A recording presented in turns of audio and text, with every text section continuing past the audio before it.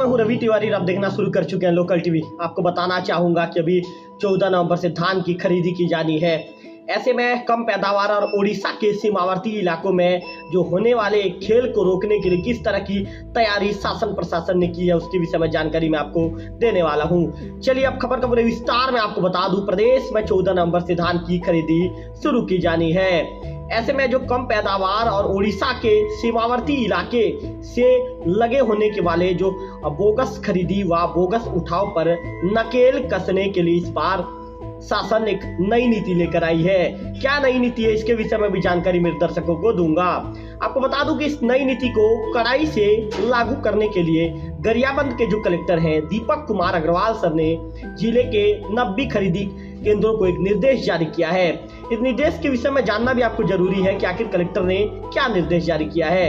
आपको बता दूं कि कलेक्टर दीपक अग्रवाल ने एक निर्देश ये जारी किया है कि नए प्रावधान के तहत अब छोटे किसानों को 2 व बड़े किसानों को 3 टोकन जारी किया जाएगा। टोकन निरस्त कराने वाले कृषक को उसके बदले दोबारा टोकन कटवाने की परिपाटी को भी बंद कर दिया जाएगा। टोकन के अलावा ये कह सकते हैं कि टोकन भी 1 सप्ताह पहले धान बेचने के लिए आपको जो टोकन लेना पड़ेगा, टोकन भी 1 सप्ताह पहले आपको कटा लेना पड़ेगा। मतलब टोकन 1 सप्ताह पहले आपके नाम का टोकन जारी हो जाना चाहिए। इसके अलावा धान के उठाव पर भी कड़ी निगरानी रखने के लिए खरीदी केंद्र से लेकर राइस मिल तक जो सीसीटीवी कैमरे लगाए जाएंगे, जिससे ऑनलाइन मॉनिटरिंग भी शासन प्रशासन करती रहेगी।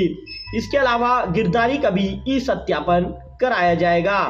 आपको बताना चाहूंगा कि जिले के देवभोग व अमलीपदर तहसील में धान का औसतन उत्पादन आप लोगों को पता है और मैं शुरुआत से ही बताता आया हूं कि धान का औसतन उत्पादन 10 से 12 क्विंटल प्रति एकड़ के आसपास होता है। वहीं लेकिन सरकार जो है, राज्य की विष्णुदेव साय सरकार 21 क्विंटल प्रति एकड़ की खरीदी कर रही है। इस गैप को भरने के लिए ज्यादातर किसान उड़ीसा के फसलों पर निर्भर होते हैं। टोकन कटाने के बाद धान जुगाड़ में यदि सफल हुए तो ठीक है, और यदि इसके बाद खरीदी केंद्र तक पहुंच जाते थे। मतलब आपको बताना चाहूंगा कि जब टोकन उनका कटता था तो धान जुगाड़ में वे सफल हो जाते थे, इसके बाद खरीदी केंद्र तक उसे पहुंचा देते थे। और अगर जुगाड़ नहीं हुआ तो टोकन को वे निरस्त कराते थे। जुगाड़ होने के बाद दोबारा टोकन वे कटवा लेते थे। इससे पहले ऐसा नियम था कि यदि धान का जुगाड़ उनके पास नहीं हो पाता था, जैसे प्रति एकड़ 21 कुंटल की धान की जो खरीदी है राज्य की विष्णुदेव साय सरकार कर रही है। अभी हमारा जो औसतन उत्पादन है अमलीपदर देवभोग में लगभग 10 से 12 क्विंटल के आसपास होता है। इस बीच का इसका जो गैप है लगभग 8 से 9 क्विंटल का जो गैप है, इस गैप को भरने के लिए धान का जुगाड़ करते थे। और पिछले बार की तुलना में यदि आपके पास जुगाड़ होने के बाद जैसे कोई किसान या कोई व्यक्ति धान का जुगाड़ कर लेता था तो दोबारा टोकन कटा लेते थे। लेकिन अब नए प्रावधान के तहत जुगाड़ का समय भी नहीं मिलने वाला है। आपको बता दूं कि जो किसान है अब आपको सप्ताह भर पहले से जो टोकन कटवाना होगा, इसकी जानकारी भी मैं दर्शकों को देने वाला हूं। आपको बता दूं कि सप्ताह भर पहले टोकन आपको कटाना पड़ेगा, किसान को कटाना पड़ेगा। इस बीच बोगस होने की शिकायत यदि मिलती है प्रशासन को तो प्रशासन को सत्यापन कराने का अवसर भी मिलेगा।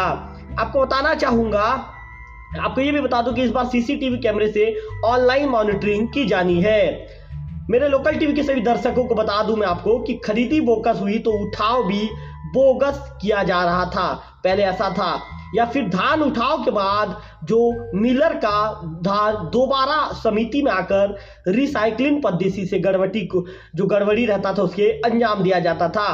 अब खरीदी केंद्र से लेकर मिल तक सीसीटीवी कैमरे लगाए जा रहे हैं, जिसका लिंक कलेक्टोरेट में मौजूद मेन सर्वर के पास होगा। यानी जो ये कह सकते हैं कि जो कलेक्टर ऑफिस है, कलेक्टर ऑफिस तीसरी आंख की तरह काम करेगा। यदि 90 केंद्र में यदि कहीं पर भी कोई भी गड़बड़ी होती है तो सीधा तीसरा आंख अपने आंखों से उसे कैप्चर करेगा और तीसरा आंख ये एक ही समय में जो सभी 90 खरीदी केंद्र है उस पर नजर रखेगा। तो एक गरियाबंद जिले के